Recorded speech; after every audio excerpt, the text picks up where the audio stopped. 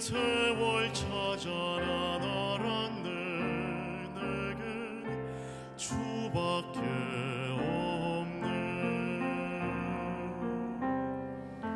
주님과 같이 내 마음 만지는 분은 없네. 오랜 세월 찾아나 날았네. 주밖에 없네.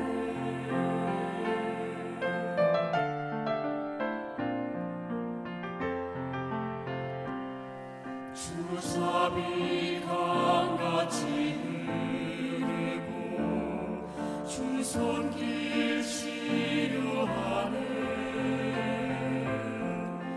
고통받는 자녀 품으시니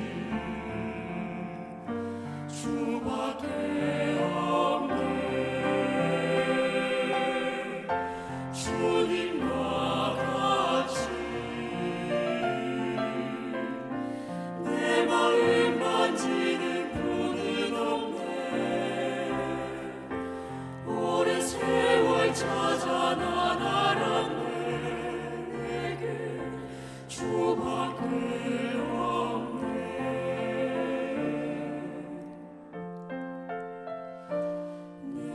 주 대신 주를 참 사랑하고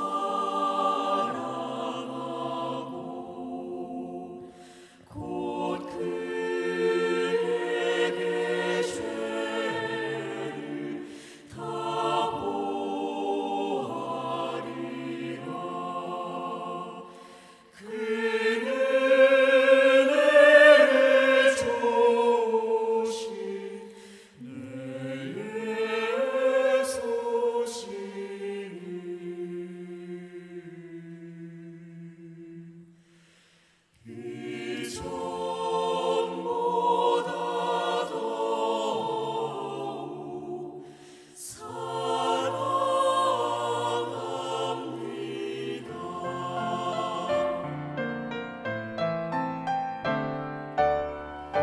주님과 같이 내 마음 만지는 분은 없네. 오랜 세월 찾아나 날았네. 내게 주밖에 없네. 오랜 세월 찾아나 날았네.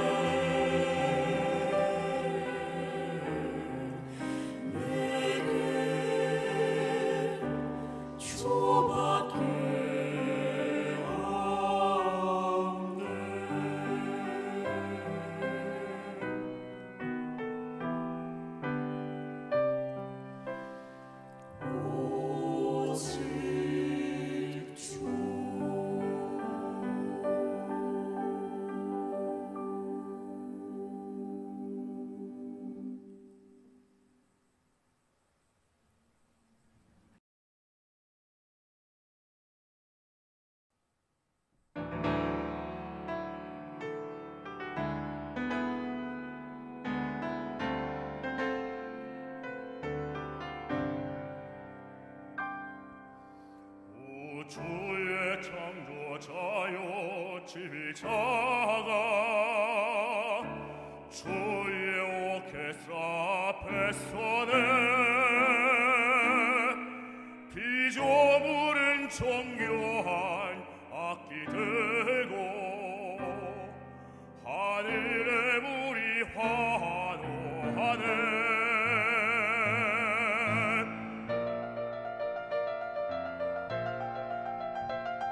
찬란한 사계절 밭자리를 알리네. 주님 신호에 태양 새로운 발부네. 회오리 바람 힘차게 불어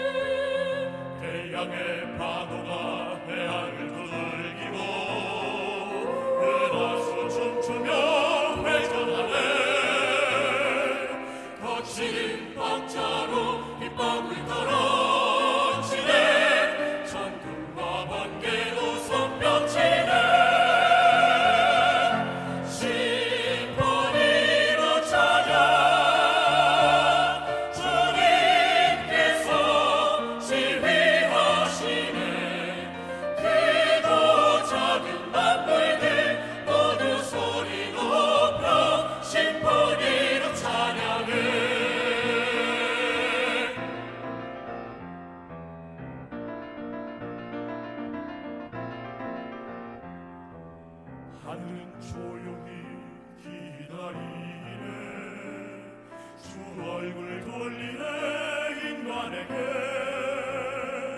정결한 옷 입은 찬양되리라 주님께 찬양 경배드리네 하나님의 영광 우주에 가득 넘치네 모든 피조물도 함께 선포하네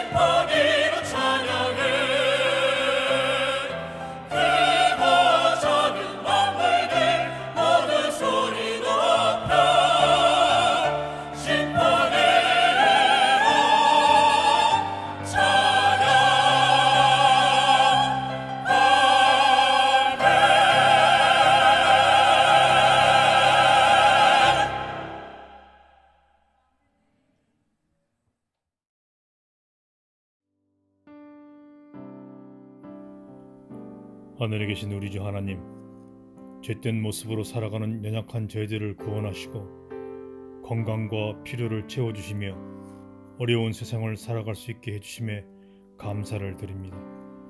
나만 잘 사는 것이 아니라 죽어가는 영혼들을 구원하고 선교에 힘쓰며 주님의 나라를 확장하는 일에 온 힘을 쏟으며 헌신할 수 있게 능력을 주시옵소서.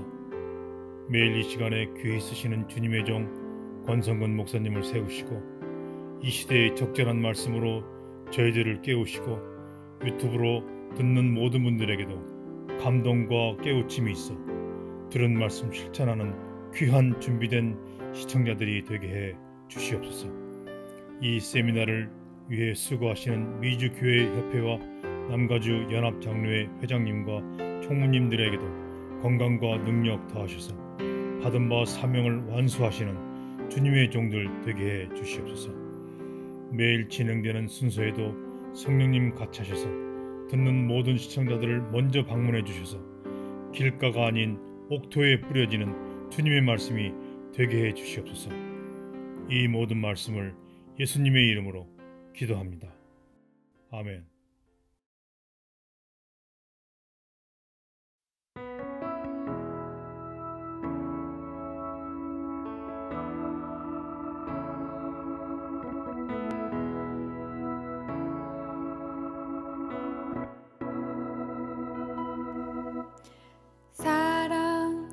그 좁은 길 누가 그 길을 가려나 겸손 그 이름 없는 길 누가 그 길을 가려나 사랑 그 좁은 길 누가 그 길을 가려나 겸손 그 이름 없는 길 누가 그 길을 가려나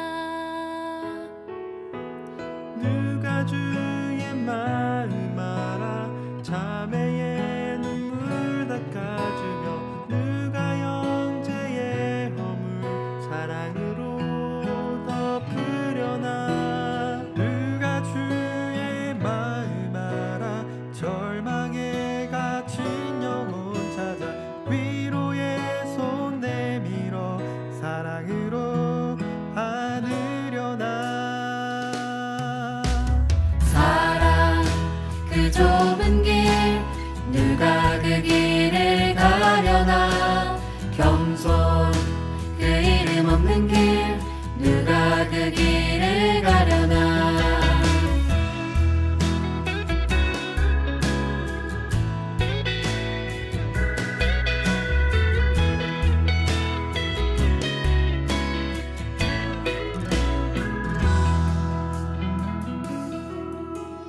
누가 주 영광 위해 스스로 낮아지며 세상의 자랑도 즐거이 포기하려나 누가 주 영광 위해 내 자유를 내려놓고 십자가 사랑 안에 즐거이 매이려나 사랑 그 좁은 길 누가 그 길을 가려나 겸손 그 이름 없는 길 누가 그 길을 가려나 사랑 그 좁은 길 누가 그 길을 가려나 겸손 그 이름 없는 길 누가 그 길을 가려나 사랑 그 좁은 길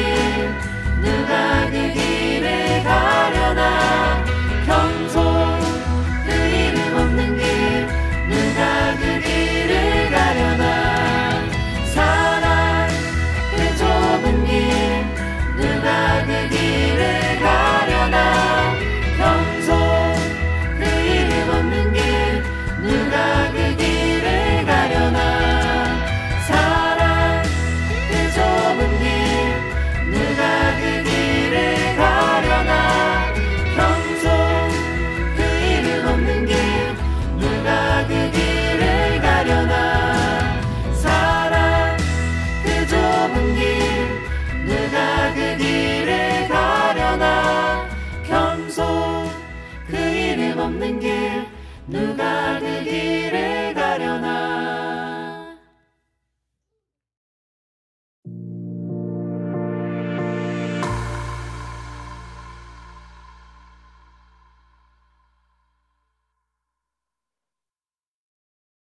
안녕하세요.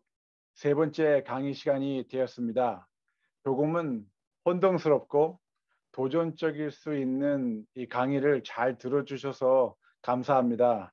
그리고 참으로 부족한 점이 많은 저에게 이 특권을 허락하신 하나님과 또 교회 협회, 남가주 연합회 장로회 지도자 모든 분들께 다시금 감사를 드립니다. 질문을 바꾸면 세상이 바뀐다. Change the questions, change the world. 이번 세 번째 강의 소재는 생각을 바꿔야 한다는 과정에서 이제 방법으로 넘어가겠습니다. 방법을 바꿔야 합니다라는 과제로 같이 상고해 보도록 하겠습니다. 잠시 기도하고 시작하겠습니다. 하나님, 이 시간 이 소자의 생각과 또 전하는 말을 주관하여 주시옵시고 이 기회를 통해서 주님께 저희가 더 헌신하며 또 주님의 뜻에 따라 살아갈 수 있도록 저희가 재결심하는 기회 되게 해 주시옵소서. 이 모든 말씀 주 예수님 이름으로 기도드렸습니다. 아멘. 참 제 강의 내용들은 이 재림교회 태평양 출판사를 통해 출간한 제 책 Burst the Bubble, The Finding Your Passion for Community Outreach를 토대로 준비하였습니다. 이 책은 현재 영어, 스페인, 프랑스어로 번역이 되어 있는데요. 이 참으로 하나님께 감사드릴 일입니다. 또 3년 전에 호남합회 합회장이셨던 박정택 목사님께서 제 책을 호남합회 목회부 지도자들과 함께 번역을 해 주셔서 이 한국 시조사를 통해서 출판해 주셨습니다. 이 번역을 위해서 참 수고들 많이 하셨고요. 이 또한 참으로 감사드릴 일입니다. 이 제 책을 참고하시면 강의 시간을 통해서 전달하지 못했던 자세한 내용들을 좀 더 보실 수 있을 것입니다. 첫 번째 강의는 구체적인 관점에서 이 추상적인 관점으로 이해성을 넓히는 과정이었고요. 두 번째 강의는 반대로 이 우리의 추상적인 관점이 좀 더 구체적인 관점으로 폭넓게 이해하자는 과정이었습니다. 자, 세 번째 강의는 이 구체적인 관점과 또 추상적인 관점을 이 함께 사용하는 융합된 초점으로 접근하여 보도록 하겠습니다. 다시 한번 강조하지만 이 추상적 다리의 중요성을 강조하는 이유는 우리의 관점이 어디에 중요성을 두고 있느냐 하는 과제가 우리의 초점을 상당히 다른 가치관에 둘 수 있기 때문입니다. 그래서 하나님의 성교를 위해서 저희는 이제 질문을 바꿔야 합니다. 질문을 바꾸면 생각이 바뀌고, 생각이 바뀌면 방법이 바뀌고, 방법이 바뀌면 다른 결과를 저희가 창출할 수 있습니다. 그래서 질문을 바꾸면 세상이 바뀐다. 감사합니다. 이 대학은 프랑스에 있는 저희 재림교회 대학교입니다. 몇 년 전에 제가 유럽의 지도자들을 위한 강의를 위해서 참석하게 되었는데요. 방문하여서 아주 이쁜 이 장소에 위치되어 있는 학교에서 강의를 할 수 있는 특권이 있었습니다. 이 언덕 위에 보이시는 이 학교 뒤에 보이시는 언덕에 올라가면 그 스위스 시, 제네바 시가 보입니다. 이 성지 순례 다음으로 한번 꼭 가볼 만한 곳이라고 저는 생각하는데요. 그 이유 중에 하나가 이 도시는 이 중세기 유럽의 종교 개혁을 좀 엿볼 수 있는 그런 문화적 자산들이 많이 있다는 겁니다. 그 중에 하나가 Reformation Wall, 개혁의 벽이라는 이 아주 숭고한 이 종교 개혁의 중요성을 상기시키는 여러 믿음의 거장들의 발자취를 볼 수 있습니다. 오른쪽에 있는 사진은 이 켈빈 목사님께서 설교하시기 전에 항상 앉으셨던 그 자리라고 하네요. 참 이런 귀중한 또 경험도 했습니다. 16세기의 종교 개혁자들은 개신교 개혁의 중심 신학적 원리를 요약하기 위한 라틴어 문구 솔라를 도입했습니다. 그래서 다들 아실 거예요. 솔라 스크립투라 오직 성경, 솔라 피데 오직 믿음, 솔라 크리스투스 오직 그리스도, 솔라 그레티아 오직 은혜, 솔리디오 글로리아 오직 하나님께 영광. 그래서 아마 처음 두세 가지 오직 성경과 오직 믿음과 오직 그리스도에만이라는 초점을 다들 들어보셨을 겁니다. 때때로 이 오직 은혜와 오직 하나님께 영광에 대해서는 잘 접하지 않을 수도 있습니다. 결론적으로 제가 지난 두 번의 강의를 통해서 말씀드린 하나님의 왕국, 하나님의 나라에 대해서는 이 목록에서 누락되어 있습니다. 예수님의 제자로서 사람들이 새로운 형태의 교회뿐만 아니라 사회 공동체 안에서 함께 새로운 삶을 창조하는데 하나님 나라를 이 땅에서 이루고자 하는 중요성을 이 솔라 스테이트먼트에서 저희가 이 누락이 되었습니다. 그래서 솔라 카리테라는 하나님의 나라의 중요성이 16세기 종교학자 개혁자들의 이 작성한 목록에 누락이 되어 있는데요. 이 솔라 카리테라는 의미는 사회 공동체 가운데 하나님의 사랑, 즉 관계 회복적 정의를 구현하기 위해서 개인적인 솔선을 실행하라는 사명이며 가치관입니다. 솔라 카리테. 여기에 사용된 단어 영어를 이렇게 보시면 economy라고 되어 있는 단어가 있죠. 근데 이 단어는 21세기에는 저희가 재정적 상태로 사용되고 있습니다. 그렇지만 18세기 기술 혁신으로 인한 산업 혁명과 사회 구조의 변혁이 있기까지는 그 전에는 이 단어의 의미는 사회 공동체라는 의미로 사용된 라틴어입니다. 그래서 어떤 교회들은 지금도 오이코스, 스몰 그룹 구역반 선교를 통해서 친척 또는 친구에게 복음을 전하고 성경 공부합니다. 그래서 이 오이코스라는 이 원어의 의미는 서로 격려하고 함께 삶의 충만함을 위해서 참여하는 것을 말합니다. 그래서 이카나미라는 이 원어의 의미는 오이코시스템, 그래서 함께 거주하며 서로에게 격려가 되는 하나님의 나라, 하나님의 사회를 말하는 것입니다. 그렇기 때문에 그리스도인의 삶은 자기 중심적 관점에서 다른 사람을 먼저 생각하는 관점으로 옮겨져야만 합니다. 그래서 코넬 웨스트 박사님은 솔라 카리테 이 가치관은 what love looks like in public, 사회에서 사랑이 어떻게 생겼는지 보여주는 것이라고 말씀을 하세요. 서로 격려하고 함께 공존하는 사회를 말하는 것이죠. 또한 사회 공동체의 중요성은 유대의 이 문화적 가치였는데요. 저희 한국 사람들 문화와 비슷한 점이 많이 있습니다. 저희는 인사할 때 진지 드셨습니까? 식사하셨습니까? 밥 먹었냐고 이렇게 물어보지 않습니까?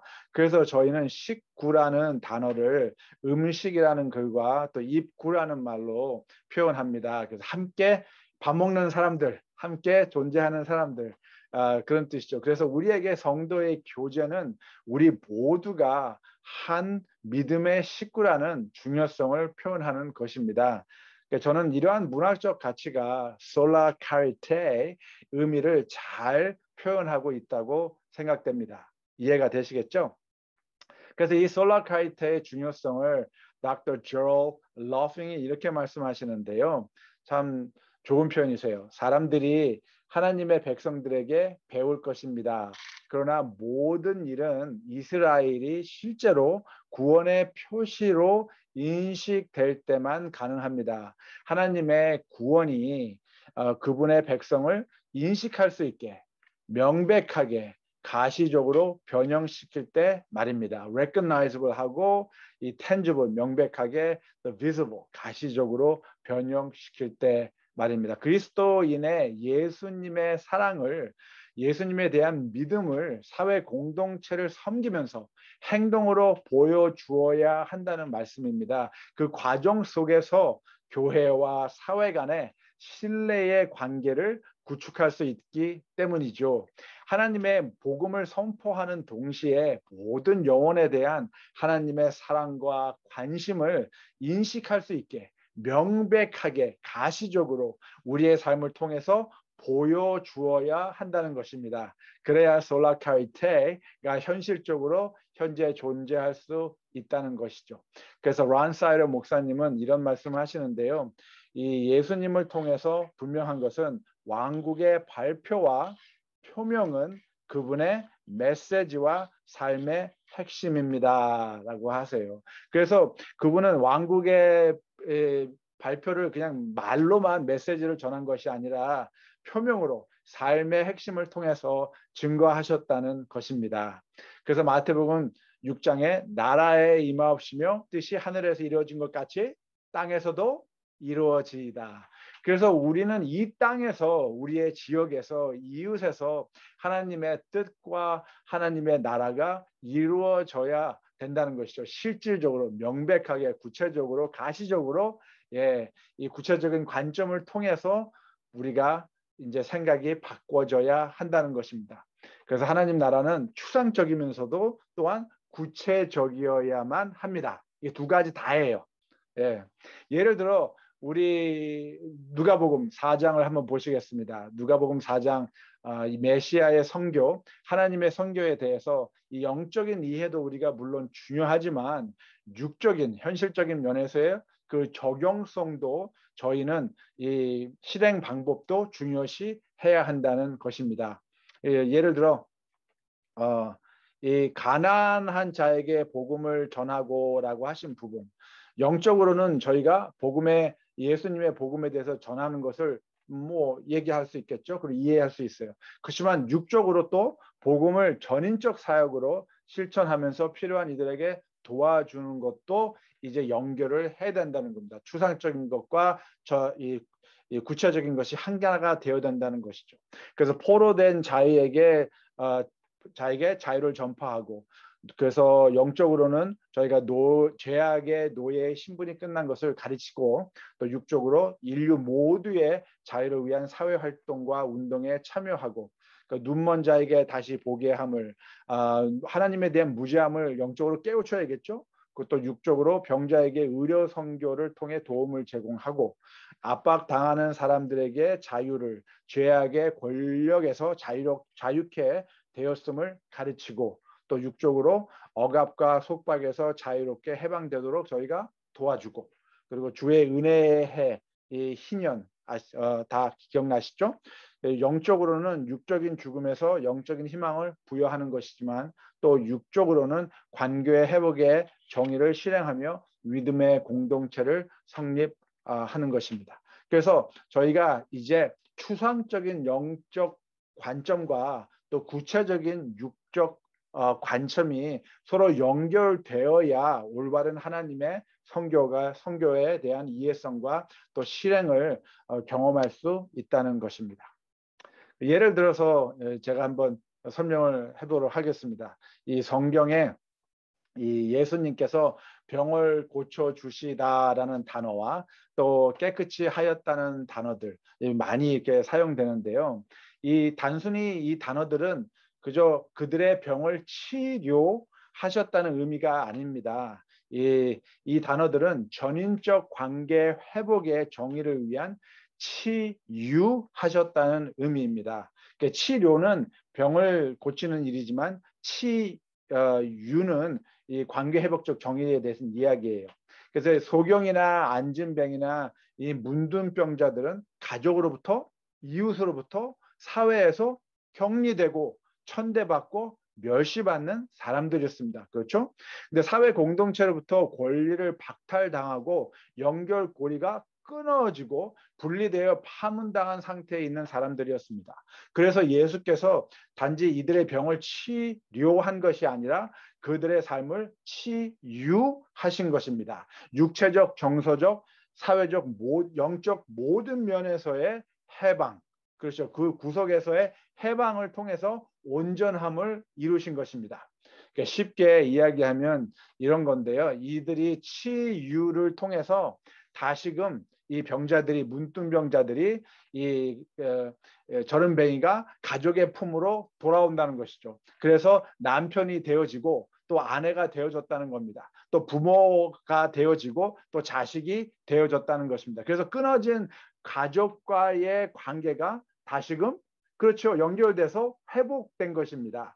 또한 사회로부터 이 격리되어 있던 이 사람들, 이 문둥병자 뭐 이런 병으로 인해서 정말 이 사회로부터 멸시당하고 천대받던 사람들, 이들이 이제 치유를 통해서 다시금 사회의 일원으로서 관계가 연결된 것입니다. 도움을 받는 그런 상태에서 이제 도움을 줄 수 있는 사회적 여건을 갖추게 되었다는 것이죠. 그래서 이렇게 끊어진 관계가 다시 연결되어지는 과정 속에서 예수님은 관계 회복적 정의를 실행하셨다는 겁니다. 그래서 예수님은 치료를 하지 않으시고 치유를 하셨다는 것이죠.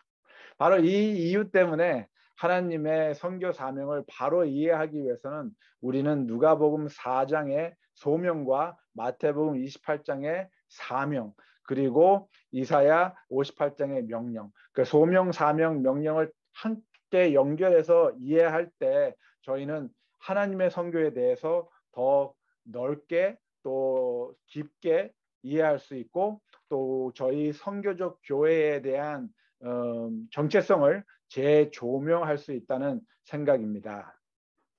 화이트분께서 이런 말씀을 하시는데요. 오직 그리스도의 방법을 사용함으로써만 사람들을 접촉할 때 참 성공을 거둘 것이다. 어떤 방법이라고요? 예수 그리스도의 방법. 예수 그리스도의 방법. 예수 그리스도의 방법이 무엇이었습니까? 구주께서는 사람들의 유익을 소원하시는 분으로서 그들과 어떻게 하셨어요? 섞이셨다. 그분께서는 그들에 대한 당신의 동정심을 보여주시고 그들의 필요를 따라 봉사하시고 그들의 신임을 얻으셨다. 그 후에 예, 사람들과 섞이시고 동정심을 보여주시고 필요에 따라 봉사하시고 그들의 신임을 얻으신 후에 그 후에 그분께서는 나를 따르라고 그들에게 명령하셨다라고 말씀하십니다. 예수께서는 희망이 없는 수많은 사람들을 보시고 몹시 슬퍼하시며 그들의 필요를 보살펴 주시고 채워 주심으로써 그들의 삶의 희망을 가져다 주셨습니다. 이러한 동정적인 봉사를 통하여 예수께서는 신뢰할 수 있는 관계를 구축하신 겁니다. 그리고 나서 그 후에 나를 따라오라고 말씀하고 계신 겁니다. 예수님께서는 사람들과 섞이셨고 그들의 필요를 따라 찾아내어 충족시키셨고 봉사 관계를 통하여 신뢰의 다리를 건설하셨습니다. 그런 후에 사람들에게 나를 따라오라고 말씀하고 계신 겁니다. 그래서 그리스도의 방법은 지역 사회에 대한 평생의 헌신을 요구하는 것입니다. 왜냐하면 그리스도교는 하나의 여정이기 때문입니다. 그리스도의 재림까지 저희는 충실한 관계 형성에 관하여 시간을 투자해야 합니다. 저희의 자원을 투자하여야 합니다. 그래서 하나님의 선교는 교회의 어떤 행사가 되어서는 안 된다는 것이죠. 매 주기마다 운영되는 어떤 교회 프로그램이 되어서는 안 된다는 것입니다. 하나님의 선교는 현재 진행 과정입니다. 지속적인 관심으로 교회를 지역 사회에 연결하는 일입니다. 우리는 사람들에게 우리를 따라오라라고 요구하기 전에 우리가 가지고 있는 진리를 공유할 수 있는 신뢰와 특권을 먼저 획득해야 합니다. 진리이신 예수 그리스도를 전할 수 있는 신뢰자가 먼저 되어야 한다는 거죠. dependable, trustworthy한 메신저가 먼저 되어야 한다는 것입니다. 전 요즘 이 미주 교회 진함을 받으면 미주 시조사 편집국장님이신 심은창 목사님의 권두원과 이 삼육대학교 역사학 교수 이국헌 목사님의 글을 제일 이제 먼저 읽습니다. 그 이유는 이분들의 글이 중요하기도 하지만 제가 이분들이 누군지 알기 때문입니다. 그래서 이분들의 글이 신뢰성 있게 느껴지는 것은 바로 이분들이 그들의 삶을 통해서 말씀을 전할 수 있는 신뢰와 특권을 획득하였기 때문입니다. 그래서 우린 전도지를 나눠주기 전에 전도지를 나누어 줄 수 있는 자격, 신뢰와 특권을 먼저 우리가 획득해야 한다는 것이죠. 그래서 개인과 개인의 신뢰의 관계를 통해서 전하는 전도지의 내용은 더욱 값어치 있고 더욱 큰 영향을 가져온다는 것입니다. 아무런 관계가 없는 사람이 전해주는 전도지는 그 영향력이 충분히 발휘하지 못한다는 생각입니다. 그래서 이 닥터 푼만은 관계가 방법이라고 하십니다. 예수님의 선교 방법은 이 관계 회복, 인생과 인생에 있어서의 관계 현성이 하나님의 그리스도의 전도 방법이었다라고 말씀을 하세요. 그래서 예수님은 사람들을 자신의 관계로 초대하셨고 예수님께서는 사람들을 사랑했고 그 과정에서 그들에게 하나님을 따르는 방법을 보여주었습니다. 주님의 근본적인 초점은 인생과 인생의 관계 현성이었습니다. Life on life evangelism이라는 거죠. 이 삶과 삶, 인생과 인생, 한 사람 한 사람. 그래서 예수님께서는 사람들이 주님과의 관계를 통하여 그분과 이어지도록 초대하시고 사람들을 이 관계를 통해서 주님의 메시지를 받아들이게 하셨습니다. 그렇게 함께 삶을 나누는 시간 동안 그분께서는 그분의 진리에 대하여 그 사람들에게 가르치신 거죠. 그래서 제가 또 강조하는데요. 이 삶과 삶, 인생과 인생, life on life, 그것이 초점이 된 관계 형성이 먼저 이루어진 후에 저희는 메시지를 전할 수 있는 이 특권이 주어진다고 저는 생각됩니다. 그래서 이분의 말씀을 통해서 저희는 다시 네 가지의 중요성을 바라볼 수 있는데요. 첫째, 그리스도의 방법론은 복음과 하나님의 사랑을 나눕니다. 그래서 그리고 섬김과 예배를 통하여 사람들과 하나님을 이읍니다. 지역 사회와 제자 양성을 통하여 사람을 이읍니다. 예, 자비와 정의를 통하여 도시와 사람들을 이읍니다. 예, 믿음과 행동의 통합을 통하여 사람들과 문화를 이음, 바로 이 이음의 관계였습니다. 삶과 삶을 잇는 관계 형성이었습니다. 그래서 우린 하나님의 사랑을 말과 행동으로 나누어야 합니다. 끊어진 하나님과의 관계를 이어야 하고 가족과 이웃들의 관계를 다시금 연결해야 합니다. 전인적 모든 삶의 영역에서 온전함을 위해서 섬기며 봉사해야 합니다. 이 사회를 하나님의 나라로 바꿀 수 있는 변혁자로서 제자들을 양성하는 일을 해야 하는 것입니다. 그래서 이 닥터 풀만이 교회의 성공은 얼마나 많은 사람들이 그리스도의 형상으로 변형되고 하나님의 왕국의 사명을 추구하는지로 측정합니다. 얼마나 많은 사람들이 실제로 제자가 되며 또 다른 제자를 양성할 수 있는지를 평가하고 측정합니다. 라고 말씀하세요. 그래서 제자 입문 양성의 과제는 그저 교회의 어떠한 행사에 치중해서는 안 된다는 것이죠. 예, 실제적인 committed disciple making another committed disciple. 그래서 제자가 다른 제자를 양성할 수 있게 하는 과정이라는 것입니다. 이것이 이제 평생 과정이에요. 근데 저희는 좀 이렇게 어려운 문제들이 좀 당면을 하게 되는데요. 2001년에 대총회에서 재림 교인들의 사회 봉사 참여에 대한 설문조사를 하셨습니다.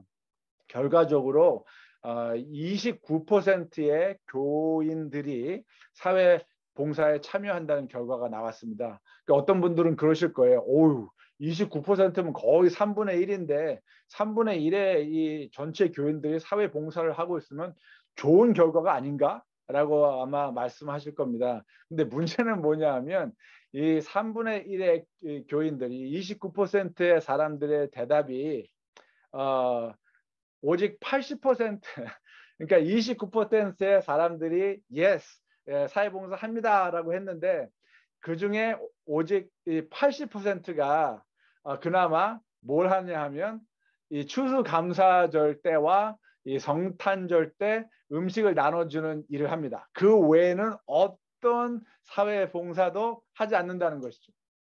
이해가 되시겠어요?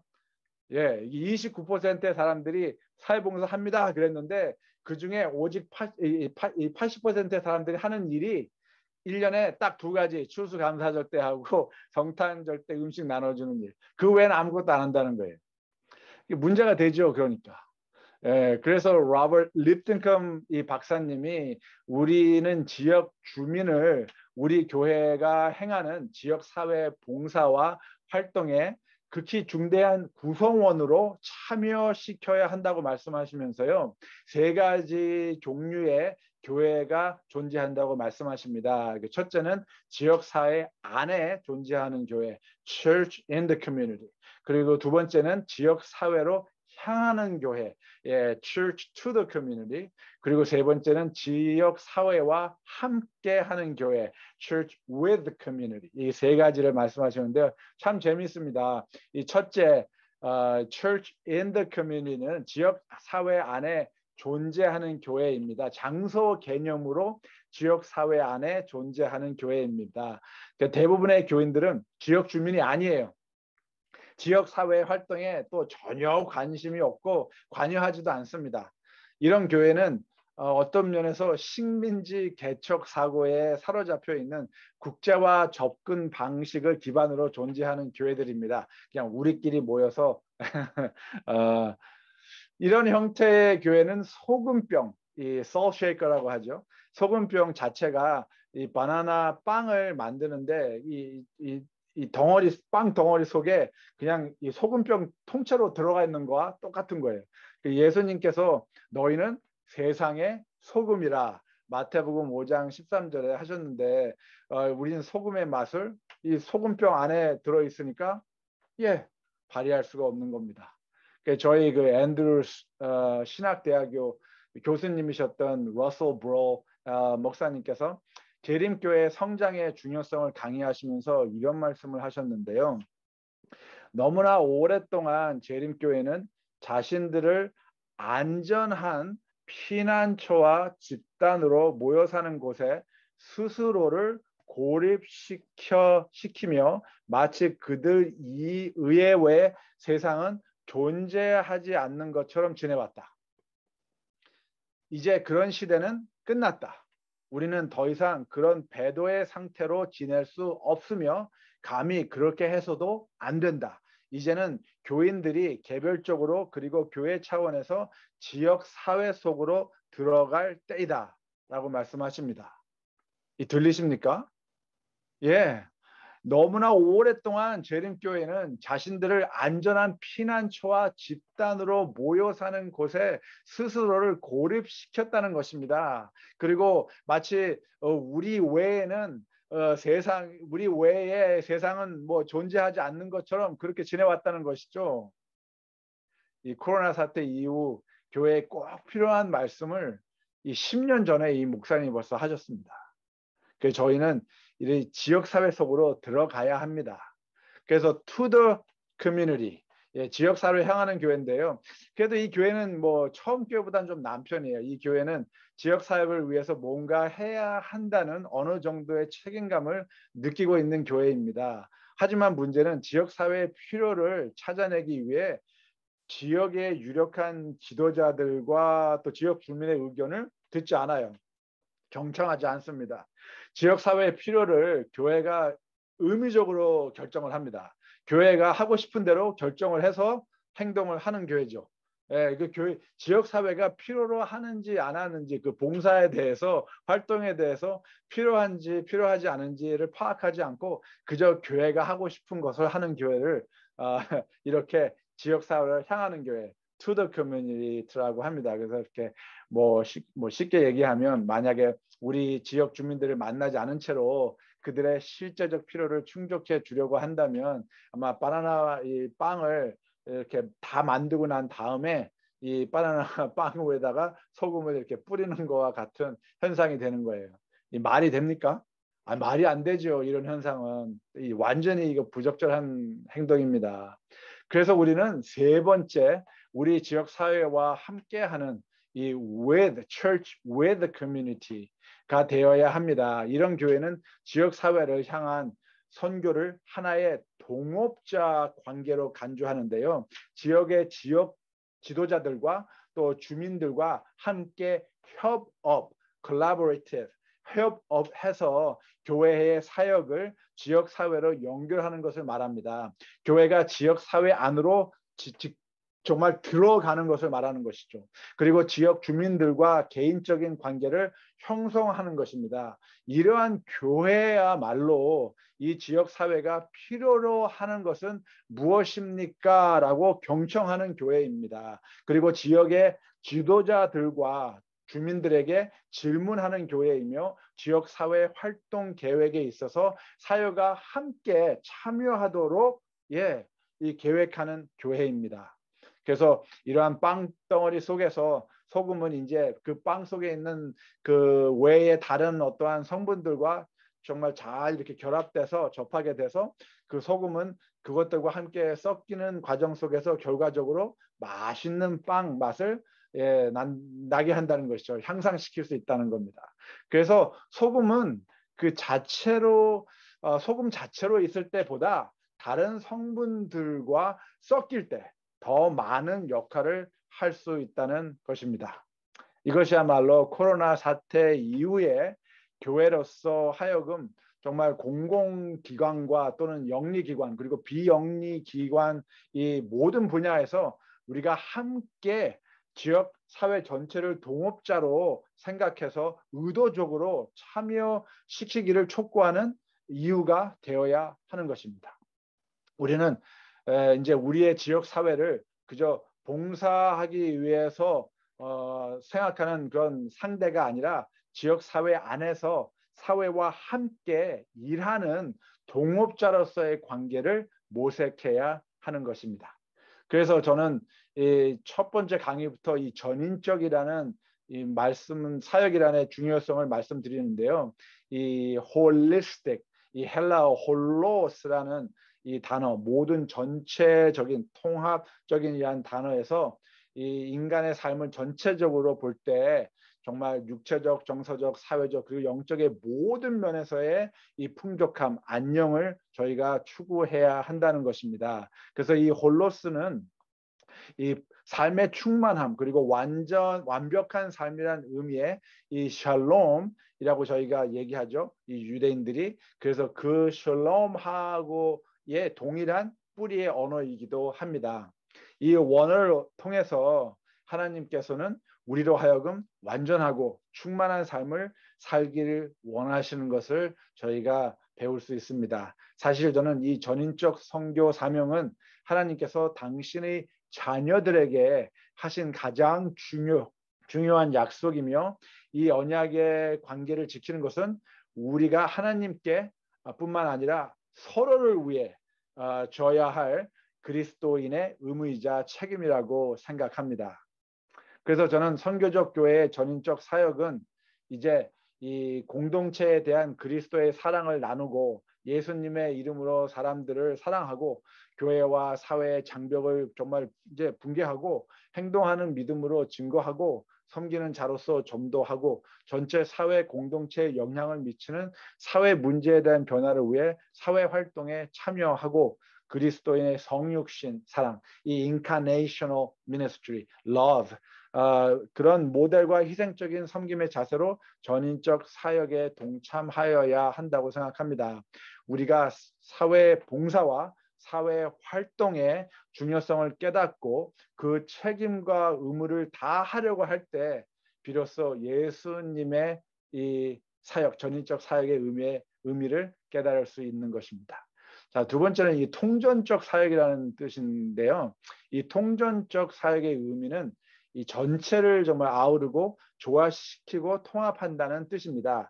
그래서 통전적 혹은 통합적 이렇게 하고 얘기하는데 이것은 이제 네 가지로 크게 저희가 구분을 합니다. 첫째는 구호 활동, relief이고요. 개인 활동, individual development, 사회적 활동, community development, 사회 구조 변화와 활동, structure change.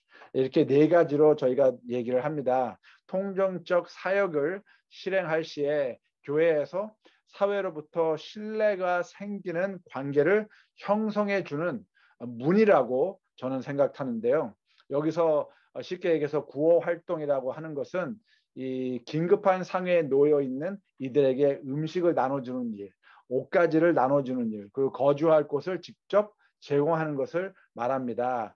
즉 쉽게 얘기하면 배고픈 이들에게 단순히 생선을 주는 행동을 말하는 것이죠. 노숙자의 쉼터라든지 비상주택이라든지 가족 서비스, 그 무료 예방접종 이런 것들을 저희가 구호 활동이라고 합니다.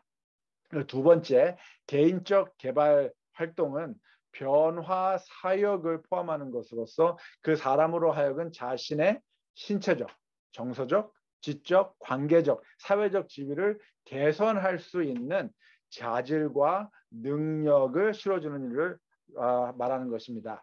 그래서 이건 물고기를 그냥 배고픈 사람들에게 주는 거 외에 낚시를 하는 방법을 가르쳐 주는 것이죠. 그래서 생선을 직접 잡도록 도와주는 일을 하는 겁니다.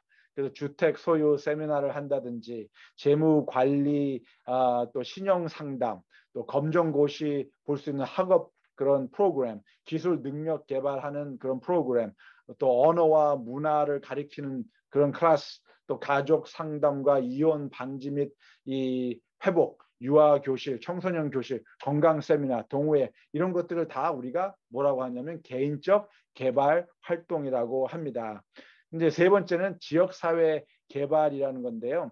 이것은 건강한 지역 사회를 위해 그것을 구성하는 요소들을 다시 새롭게 하는 것을 말합니다. 이때 이 구성 요소들이란 거주지, 종사할 수 있는 직업, 또 건강, 의료 서비스, 그리고 교육 등 이렇게 얘기하는데요.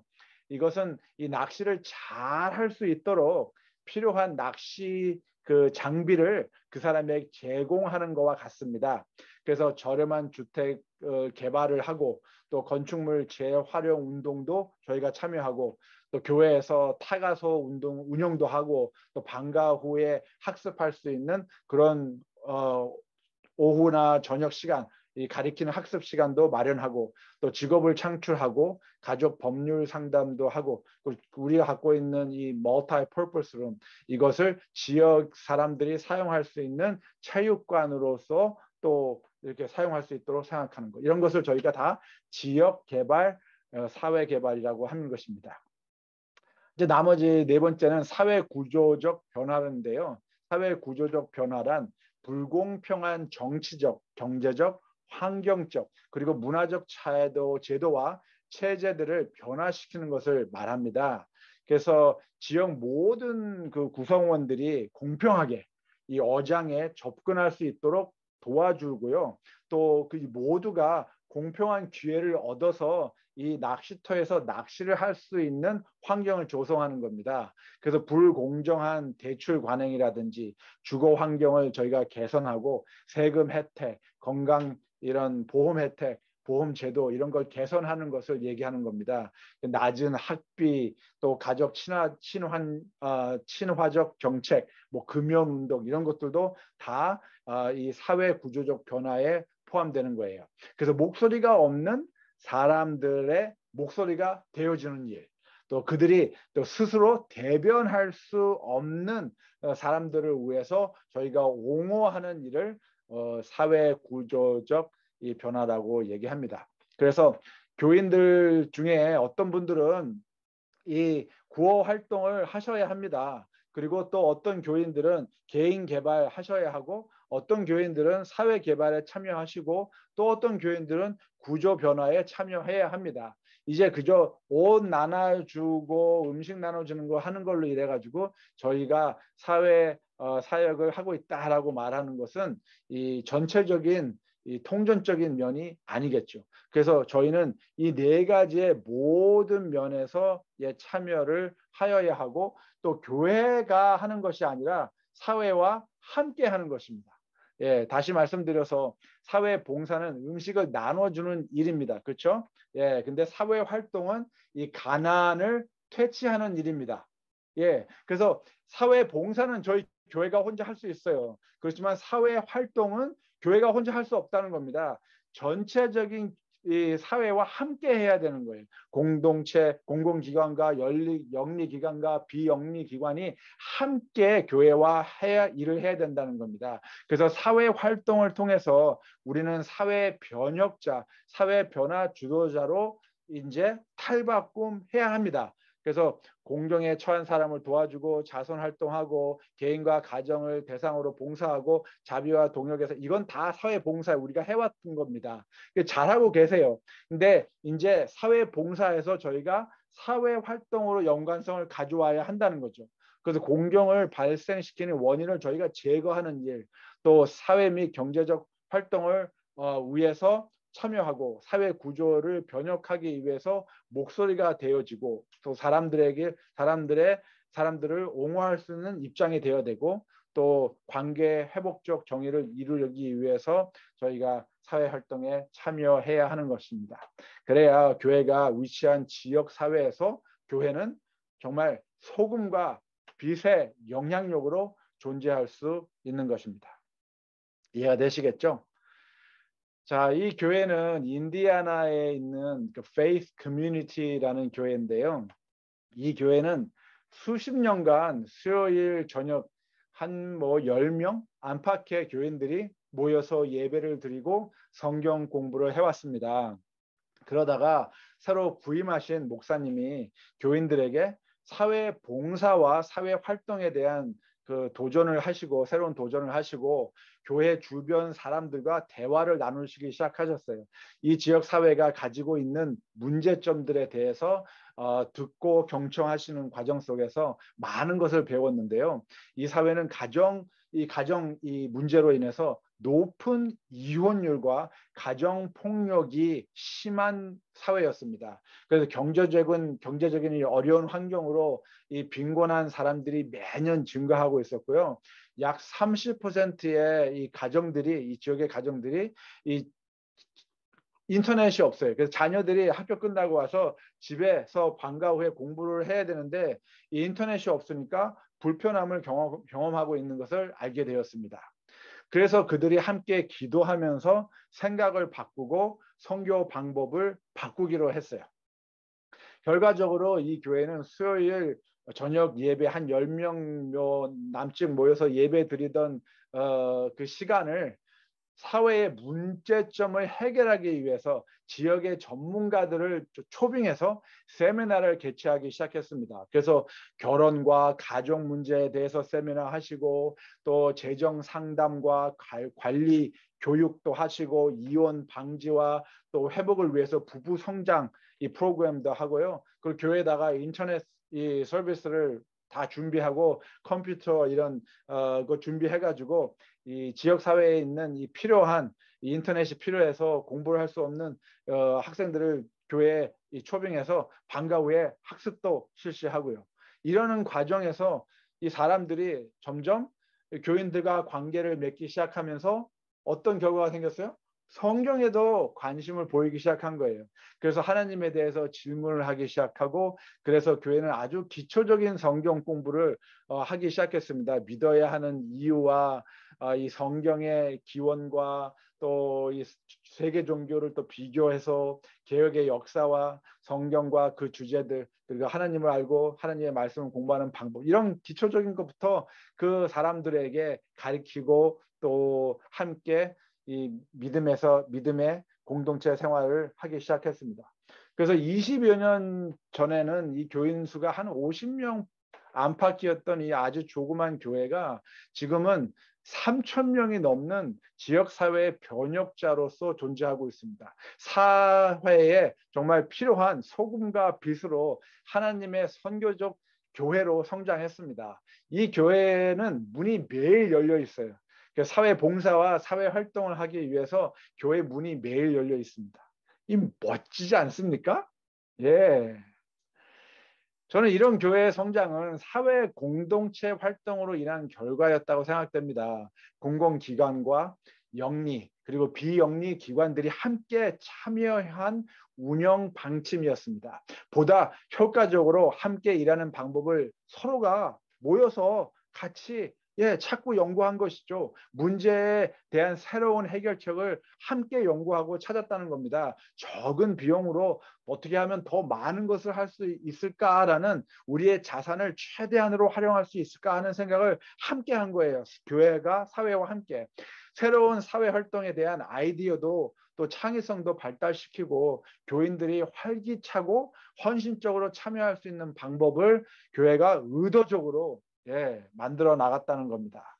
그래서 코로나 사태 이후의 선교는 이 전인적 및 통전적 사역을 함으로써 우리 지역 사회의 사람들에게 새로운 희망과 동기와 존엄성 그리고 자존감을 self-esteem, 이 자존감을 안겨줄 수 있다고 저는 믿습니다.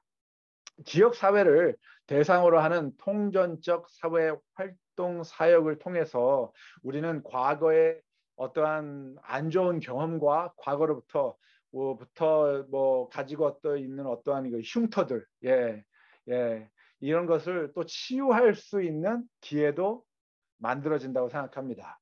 우리는 주변의 지역 사회를 위해 계획하고 있는 선교 사역에서 하나님께서 개입하실 것을 기도하고 주님의 인도하심을 간구해야 합니다. 또한 지역 사회 내에서 그 사람들의 어려움이 무엇인지를 듣고 경청하고 그들의 전인적 온전함을 위해서 교회와 사회가 연결될 수 있는 기회를 탐색해야 합니다. 이렇게 함으로써 우리는 현재 하나님의 나라에서 존재하는 참된 교회와 사회 간의 유대 관계를 진실로 경험할 수 있다는 것이죠. 이 땅에서, 우리 사회에서. 그래서 토니 캠플로 목사님이 이렇게 말씀하시는데요. 이 예언자 이사야가 꿈꾸었던 이 새로운 세계는 세상을 변화시키는 데 있어서 성령님의 인도하심을 기꺼이 따르고자 하는 사람들을 통하여 하나님께서 지금도 여전히 이루고 계시는 세상이다. 더욱 많은 그리스도인들은 그런 세상을 바라는 갈망을 발견하고 전인적인 구원을 장려하고 있다. 전인적 구원이란 우리에게 영생을 줄 뿐만 아니라 하나님의 모든 백성으로 하여금 억압받는 이들을 사랑하고 이 현대 시대에 알맞은 정의를 추구하라는 과제를 안겨주는 그러한 통전적 및 전인적 복음을 이야기하는 것이다 라고 말씀하십니다. 그래서 제가 이 복음은 말과 행함으로 함께 선포되어야 한다고 말씀드리는 겁니다. 그래서 사회 활동을 위해서 저희는 좀 더 전문적인 기본 원리를 시행해야 하는데요. 첫째, 지역사회의 필요를 우선순위로 파악해야 합니다. 우리가 뭘 하고 싶은가가 우선순위가 아니라 지역사회가 필요로 하는 것이 무엇인가를 저희가 경청해야 돼요. 그리고 지역사회의 자산이 무엇인가, 우리가 갖고 있는 자산과 지역사회의 자산을 저희가 함께 활용해야겠죠. 그렇죠? 그리고 지속적인 사회 활동을 결과를 저희가 보고해야 합니다. 어떻게 우리가 교회가 사회와 함께 이 사회를 변하고 있는지, 뭐 금연 학교를 통해서, 뭐 건강 교실을 통해서 여러 가지 일을 저희가 하는 그 과정 속에서 어떠한 변화가 일어나고 있는지를 결과 보고해야 합니다. 그리고 우선순위를 재조정합니다. 잘하고 있는 것은 더욱 잘하고, 잘하지 못하고 있는 것은 왜 잘 안 되고 있는지 검토하고, 또 어떤 면에서 저희는 저희가 하지 못할 수 있는 일들을 다시 재검토해서 뭐 어떨 때는 이건 하지 말아야겠다라는 결정도 할 수 있는 것이죠. 그래서 저희는 계속적으로 이 과정을 통해서 배움의 과정이 되어야 합니다. 그래서 다음과 같이 이 자산 기반이라고 저희가 얘기하는데요. asset based. 이 지역사회 활동 참여 원칙은 우리가 갖고 있는 자산과, 교회가 갖고 있는 자산과 사회가 갖고 있는 자산을 같이 활용할 때에 이루어지는 겁니다. 그래서 제가 말씀드린 대로 음식을 나누어 주는 사회 봉사는 저희가 갖고 있는 자산, 교회가 갖고 있는 자산으로 충분히 할 수 있어요. 그렇지만 빈곤 퇴치를 하기 위한 사회 활동은 저희가, 교회가 갖고 있는 자산으로서는 해결이 되지 않습니다. 그래서 사회가 갖고 있는 자산을 저희가 같이 활동에 적용해야 하는 것이죠. 그래서 교회의 자산과 사회의 자산을 협업을 통해서 활용하는 방법을 저희가 창출해 내어야 하는 것입니다. 그래서 또한 이 통전적 사회 활동 사역을 하기 위해서 우리는 다음과 같은 원칙을 적용해야 하는데요. 이 지역 사회에 거주하는 사람들의 참여와 리더십을 극대화할 수 있는 사회 활동 기회를 창출해야만 합니다. 뭐 쉽게 얘기해서 교인들끼리만 하는 행사가 되어서는 안 된다는 것이죠. 사회의 사람들과 함께하는 사역이 되어야 합니다. 그리고 두 번째, 사회 개혁을 사회 개발을 개선하고 또 유지하기 위한 연구의 가치를 공동으로 배우고 발견하는 것입니다. 사회 활동은 사회와 함께 사회 변혁을 위해서 서로 의논하고 연구하고 새로운 방법을 창출할 때 경험할 수 있는 거예요. 그래서 세 번째, 이 학생, 교사, 교회 및 지역사회 구성원을 참여시켜서 학습 기회를 창출해야 합니다. 이 사역을 통해서 우리의 자녀들이 사회에 변혁가로서 성장할 수 있도록 학습 기회를 저희가 창출해야 한다는 것이죠. 네 번째, 다양한 사회단체 회원으로 활동하며 주요 의사결정 과정에 참여합니다. 무슨 뜻이냐 하면 우리 교인들이 사회단체 회원으로 가입해야 된다는 거예요. 함께 활동하지 않으면서 어떻게 그들을 저희가 하고 있는 사역에 참여하게 할 수 있겠습니까? 그렇죠? 저희가 먼저 다가가야 합니다. 어떤 분들은 뭐 그렇게 얘기를 하세요. 아, 그들이 우리를 반가워하지 않는다고요. 그러면서 여러 가지 뭐 얘기들을 하시더라고요. 근데 저는 뭐 그렇습니다. 이제 그러한 그 아픈 그 과거는 이제 과거로 예, 이제 좀 이렇게 생각하시고 새로운 생각을 해야 될 때라고 생각합니다. 새로운 방법을 저희가 창출해야 된다는 생각입니다. 그래서 교회와 공동체 간에 정말 상호 존중과 신뢰 구축을 하기 위해서 사회가 가장 중요시하는 문제를 교회가 함께 해결하는 경험을 우리는 해야 합니다.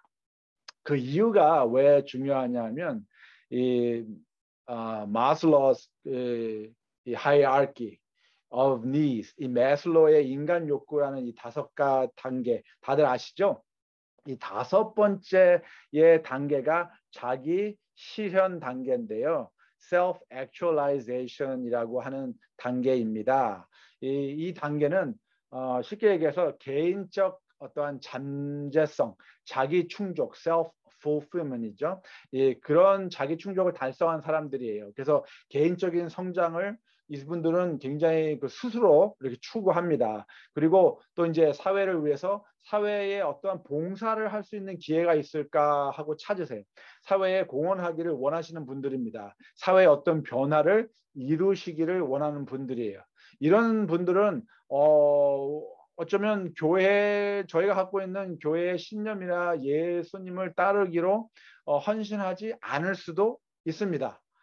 또한 이 5단계 자아 실현의 사람들은 그들이 뭐 갖고 있는 심령이 뭐 절망적이거나 의지할 데가 없는 상태라고 생각하지 않으세요. 뭐 hopeless, 뭐 helpless 그런 생각이 없습니다. 그래서 교회는 우리의 수동적이고 부정적인 태도로 그들과 함께 활동하기를 거절하지 마시고 사람들이 봉사할 수 있는 기회를 만들어주고 지속적인 관계를 통해서 영감적인 메시지를 공유하고 그리고 그들을 사회적 자산으로 간주하며 그들과 함께 협업할 수 있는 일들을 함께 도모해야 하는 겁니다. 예, 코로나 후 선교 사역은 이제 그만 뭐라 그럴까요? 봉사라는 차원에만 존재하는 교회가 아니라 사회 활동에 존재하는 교회가 되어야 합니다. 사회와 함께. 예, 여기 재밌는 그림이 보이시죠? 이 코비드 상태 전에는 저희가 뭐 이렇게 생각했는데 이제 이 코로나 사태 이후에 제일 중요한 것은 인터넷이다라고 어떤 분들은 얘기하세요. 이것도 뭐 중요한 생각입니다. 잘 활용하면 좋지 않을까요? 예, 바로 이 중요성을 깨달은 분이 이 전인적 사역과 통전적 사역 그리고 사회 전체 이 엔게이지먼트 사회와 함께하는 사역에 대한 중요성을 깨달은 분이 저희 교회의 Dr. John Harvey Kellogg 저희 재림교회 의사셨어요.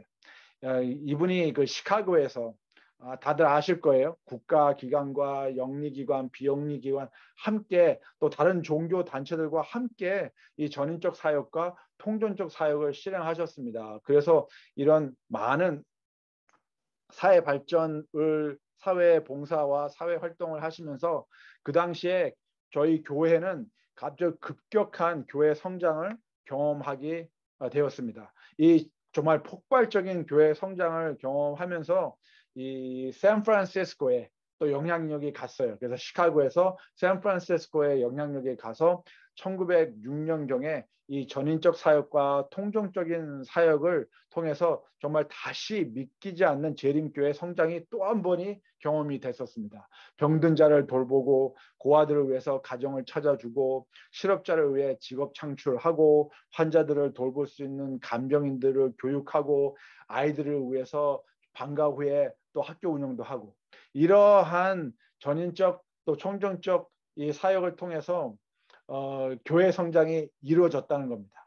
그래서 저는 이런 경험을 통해서 저희가 이 선교 방법을 바꾸면 저희 교회 성장도 자연적으로 부산물로 바이프라덕으로 성장이 이루어진다는 것이죠. 교회 성장만을 위해서 존재하는 교회가 아니라 사회를 하나님 나라로 변혁시키기 위해서 바꾸기 위해서 존재하는 교회들은 자연적으로 성장할 수밖에 없다는 것이 제 결론입니다. 그래서 이 기독교 역사학자이신 앨런 크라이터 박사님이 그 기독교의 성장에 대해 연구를 하시면서 이런 논문을 발표하셨는데요. 기독교의 성장이 매 10년마다 every 10년마다 이 40% 정도 성장을 했대요. 그 성장이 그리고 처음 300년 동안 예수님이 돌아가시고 난 다음에 이 300년 동안 계속적으로 지속적으로 이 성장했다는 겁니다. 그런 발표를 하셨어요. 그 원인이 궁금하지 않으세요? 어떻게 매 10년마다 40%나 증가하고 300년이나 그 성장이 지속되었을까요? 이분의 논문의 결과는 바로 이렇습니다. 사람들은 자석에게 끌리는 것처럼 기독교에 끌리고 매료당했습니다. 예, 그리스도인의 삶이었어요. 그리스도인의 삶이 자석처럼 사람들을 그리스도교에 끌어당긴 겁니다. 연약하고 가난한 사람들에 대한 관심, 박해 앞에서의 고결함, 경제적 공유, 심지어 원수들에 대한 희생적 사랑, 그리고 그들의 일상생활에서의 함께하는 공동생활 등이 비신자들을 복음으로 이끌었습니다. 라고 말씀하세요. 이해가 되시겠죠? 사람들은 명료하게 정말 가시적으로 분명하게 그리스도의 가치관을 그리스도인의 삶을 통해서 느끼고 보고 만질 수 있어야 되는 것입니다. 이 Foothills Community라는 제가 제 친구 교회인데요. 모랄라 오리곤에 위치한 교회입니다. 이 교회는 지난 20년 동안 아주 참 은혜로운 성장을 경험했는데요. 맨 처음에 이 29명 정도 교인들이 모여서 예배를 드리다가 지금 1,800명이 넘는 이 성장으로 된 교회입니다. 이 교회의 특징은 참 재밌는 게 부서 활동이 3개밖에 없어요. 예, adult, 이 어른들, 장년들, 그리고 소년부, 그리고 청장년 이렇게 3가지 부서 활동만이 있습니다. 근데 29개의 사회봉사와 사회활동으로 모든 교인들이 참여합니다. 그래서 어떤 교인들은 음식을 나눠주는 일부터 시작해서 가정사역, 술, 담배, 마약 퇴치하는 거, 또 저소득층 자녀들에게 교육하는 일, 여러 가지 사역에 전 교인이 다 참여합니다. 그리고 이 교회 목사님은 아주 재미있는 가치관을 가지고 계신데요. 어떤 분들이 이제 이 교회에 와서 이 신자가 되기를 이제 이렇게 얘기를 합니다. 이 교회 다니고 싶다고. 그러면 이 목사님이 그 사람에게 그렇게 얘기해요. 지금 존재하고 있는 29개의 사회봉사 활동에 참여하시든지 아니면 당신이 갖고 있는 정말 하나님을 사랑하는 열정과 또 당신이 갖고 있는 자질과 또 하나님께서 성령님께서 주신 이 spiritual gift, 성령의 은사를 통해서 다른 또 사회 봉사와 사회 활동을 만드시든지, 그리고 뭐 봉사에 지금 존재하고 있는 거에 참여하기도 싫고 새로운 것도 뭐 만들기 싫고 그런 상황이라면 목사님은 그런 분들에게 우리 교회는 당신에게 적합하지 않습니다. 그렇게 얘기를 해요. 그래서 다른 교회 가보십시오라고 얘기를 합니다. 아주 이 목사로서 참 어처구니 없는 그 에디트를 좀 가지고 있는 분이긴 한데요. 이 교회 이 청년들이 교인 수가 거의 다 청년들이에요. 거의 80% 이상의 청년들이 미디언 에이지가 27살입니다. 그러한 가치관을 갖고 있는 교회가 지금 성장하는 교회들입니다. 그저 예배만 드리는 교회가 아니라 교회의 존재 가치가 예배가 끝나면서부터 계속적으로 지속되는 교회. 일주일 내내 교회로서 개인이 또 이 모임 자체가 존재하는 교회. 그래서 저희는 생각이 바뀌어야 합니다. 생각이 바뀌어야 방법이 바뀌고 또 다른 결과를 저희가 창출할 수 있습니다. 우리는 지역 사회 안에서 그저 존재하는 교회가 되어서는 안 됩니다. 혹 어떠면 뭐 분리나 고립되어 있는 교회의 상태가 되어서는 절대 안 되는 것이죠. 오히려 지역 사회를 위하여 사회와 함께 존재하는 교회가 되어야 합니다. 그래서 화이트님께서 이렇게 말씀하세요. 개인적 노력으로 사람들에게 접근해 갈 필요가 있다. 설교하는데 시간을 더욱 적게 쓰고 개인적 봉사에 많은 시간을 썼을 것 같으면 더욱 큰 결과가 나타났을 것이다. 가난한 사람들은 구제를 받고 병든 사람들은 간호를 받고 슬픔과 사별을 당한 사람들은 위로를 받고 무식한 사람들은 가르침을 받고 경험이 없는 사람들은 권면을 받아야 한다. 우리는 우는 사람들과 함께 울고 기뻐하는 사람들과 함께 기뻐해야 한다. 설득력과 기도의 능력과 하나님의 사랑의 능력이 수반될 때 이 사업은 결실이 없지 않을 것이며 또한 없을 수도 없다라고 말씀하세요. 이 기도의 능력과 이 하나님의 사랑의 능력 다 이해가 되시죠? 근데 이 설득력의 능력은 저희가 잘 모르고 지나갈 때가 있어요. 그래서 그걸 잠깐 말씀드리도록 하겠습니다. 설득력의 능력이 무엇인지 왜 그것이 중요한지에 대해서 잠시 살피도록 하겠습니다. 이 아리스토텔레스는 이 설득의 능력을 개발하기 위해서 다음 세 가지의 속성이 필요하다고 말합니다. 이 인지적 탐구와 대화를 나눌 수 있는 로고스가 있어야 되고요. 또 이 감정적으로 호소할 수 있는 페이토스, 그리고 전달자의 삶을 통해서 증거되는 이 설득력, 이토스. 그래서 로고스와 페이토스와 이토스가 이 함께 연결이 되어야 설득력이 생긴다고 얘기를 하세요. 그래서 설득력이라는 것은 쉽게 얘기하면 이성과 감성과 품성이 결합된 속성, 이 애트리뷰트라고 저희가 얘기할 수 있는 겁니다. 이해가 되시겠죠? 아무래도 이 아리스토텔레스가 화이트의 글을 읽어본 것 같아요. 그런데 이제 안타까운 게 있습니다. 안타까운 건 뭐냐면 이 칩 스위니 목사님이 이렇게 말씀하시는데요. 때때로 그리스도인들, 이 기독교인들은 우리는 하나님의 말씀에 대한 큰 깨달음을 갖고 있다. 그런데 이 머리로 아는 지식, 머리로 아는 지식과 또 머리로 하는 신앙, 그 모습, 그뿐이다. 이해가 되시겠어요? 저희가 그냥 머리로 아는 지식, 머리로 하는 신앙, 그 모습뿐이래요. 그리고 그 머리로 이 아는 지식은 하나님의 사명을 위한 이 열정과 봉사의 열정을 가진 마음과 이렇게 연결이 되어야 되는데 이 연결이 되어 있지 않다는 겁니다. 거기다가 또 우리의 마음이 하나님과 그분의 백성에게 우리의 헌신과 사랑을 보여주기 위해서 우리의 손과 발로 연결되어야 하는데 연결되어 있지 않다고 하십니다. 안타까운 현실이죠.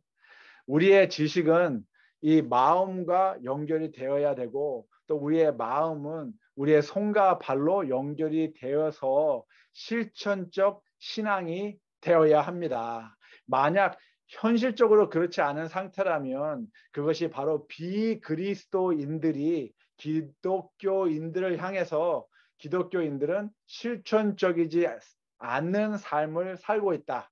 실천적인 삶을 살지 않고 있다라고 말하는 이유가 될 것입니다. 어쩌면 우리는 이 기염을 통하면서 이 열정적으로 하나님의 사랑에 대해서 이야기는 하지만 실상으로 하나님의 사랑이 존재하지 않는 것처럼 우리의 삶이 보일 때가 너무 많지 않습니까? 그래서 그리스도인으로서의 설득력의 가치와 원칙을 우리가 좀 더 깊이 생각해야 할 필요가 있지 않는가라는 생각을 합니다. 그래서 그리스도를 따르는 사람, 또 그리스도를 위하여 변화하는 사람, 또 그리스도의 선교에 헌신하는 사람, 그러한 모습이 진정한 예수님의 제자의 모습이라고 생각되는데요. 그래서 우리는 관계 회복적 정의를 발전시키는 교회가 되어야 합니다. 우리는 하나님의 이 선교적 교회가 되어야 합니다. 이 관계적인 회복을 조성해서 정말 성령님의 임재하심 가운데 이 사람들이 정말 성숙하게 성장할 수, 믿음 안에서 성숙하게 성장할 수 있어야 합니다. 그래서 화이트님께서 이렇게 말씀하세요. 복음은 너무도 흔히 사람들의 양심과 생애에 별반 감동을 줄 수 없을 정도의 무관심한 방법으로 제시된다. 도처에서 그들이 소유하고 있지 않은 무엇인가를 얻고자 부르짖는 사람들이 있다. 그들은 죄를 정복해줄 능력, 그들을 악의 사슬에서 벗어나게 해줄 능력, 건강과 생명과 평안을 가져다 줄 능력을 갈망한다. 한때 하나님의 말씀의 능력을 깨달았던 많은 사람들이 하나님을 인정하지 않는 곳에서 생활해 왔다. 그리고 이제는 하나님의 임재를 갈망한다라고 말씀하십니다.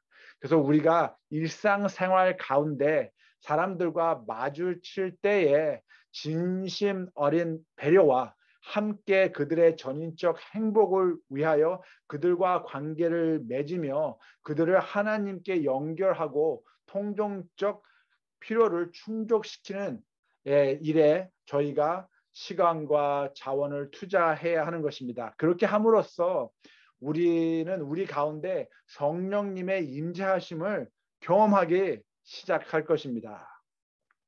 그래서 복음은 추상적인 관점에서 말로써 그리고 구체적인 관점에서 행함으로써 선포되어야 합니다. 이것이 하나가 되어야 된다는 것이죠. 말과 행동이 하나 되어야 된다는 것입니다.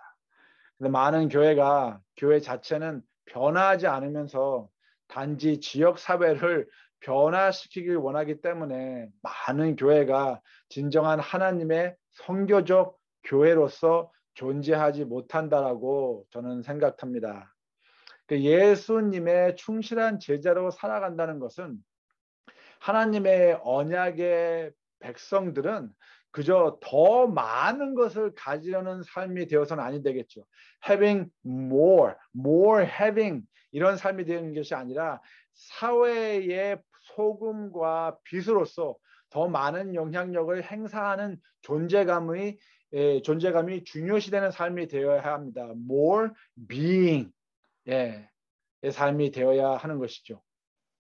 그래서 하나님의 선교는 메시아의 선교 사명은 모든 인류를 향한 복음의 선포로 시작되었습니다. 또한 하나님의 사랑을 실행하시고 하나님 나라의 가치성, 희년을 관계의 회복적 정의를 회복하기 위해서 예수님께서 이 복음을 선포하셨습니다. 그래서 솔라 카리테 하나님의 사회는 우리의 삶을 통해서 우리의 이웃과 우리의 가정을 통해서 실행되어야 하는 것입니다.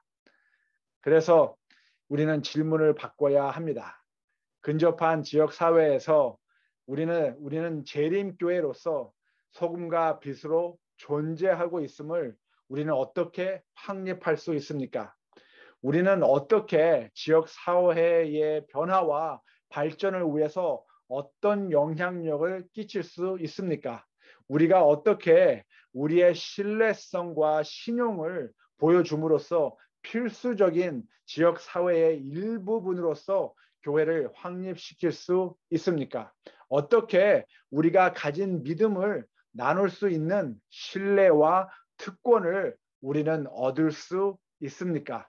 개인과 개인으로서의 교류와 지역 안에 있는 사람들과 관계를 맺기 위해 우리는 무엇을 해야 합니까? 질문이 바뀌어야 생각이 바뀝니다. 그리고 생각이 바뀌면 방법이 바뀝니다. 그리고 방법이 바뀌면 다른 결과를 창출할 수 있습니다. 간혹 어떤 부모님들은 이렇게 질문을 합니다.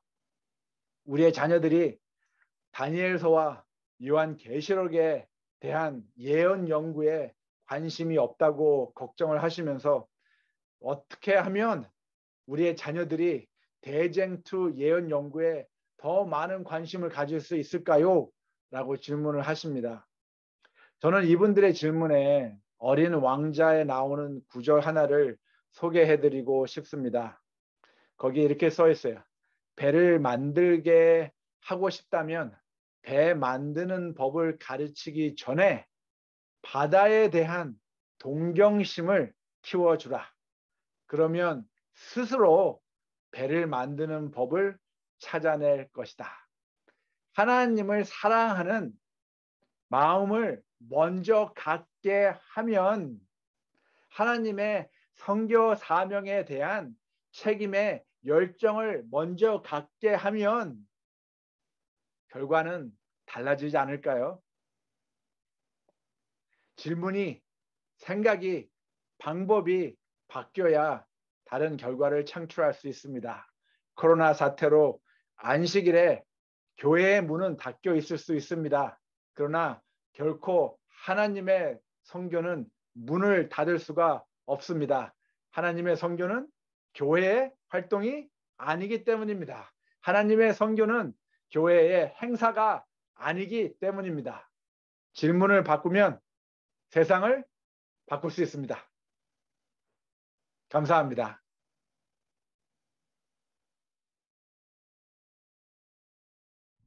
하늘에 계신 우리 하나님, 존귀하신 주의 이름으로 간절히 기도합니다. 저희를 눈동자와 같이 보호해 주시고 사랑해 주셔서 지금까지 이 어려운 때에 함께 해주셔서 감사합니다. 그러나 아직도 COVID-19로 세상이 어지럽고 정말 참 힘듭니다. 주님, 우리는 주님의 계획과 주님의 때를 잘 모르는 아직도 부족한 주의 백성들입니다. 이 어려움이 저희를 살리고 주의 백성으로 살리는 귀한 시간임을 깨닫게 해주시고, 주님 이때에 우리 주님만이 우리의 삶의 전부임을 깨닫게 하여 주시옵소서. 오직 주님만을 바라보고 살 수 있도록 인도하여 주시기를 간절히 빕니다. 이제 저희 북미주 교회협의회와 남가주 장로회가 준비하는 이 세미나가 우리 모두의 영성과 포비 후의 선교 사역을 위해 간절히 말씀에 갈급하는 심령들에게 함께하여 주시기를 간절히 기도합니다. 주님께서 이 세미나와 준비하는 우리 모두와 강사님이신 권성근 목사님의 이르기까지 주님의 뜻과 사랑으로 잘 마칠 수 있도록 함께하여 주시기를 간절히 기도합니다. 저희가 정말 깨어 기도하는 자가 되고 땅끝까지 주의 말씀을 전하는 주의 제자가 되어서 다시 오실 주님의 귀한 백성이 될 수 있기를 사랑이 많으신 우리 주님의 이름으로 간절히 기도합니다. 아멘.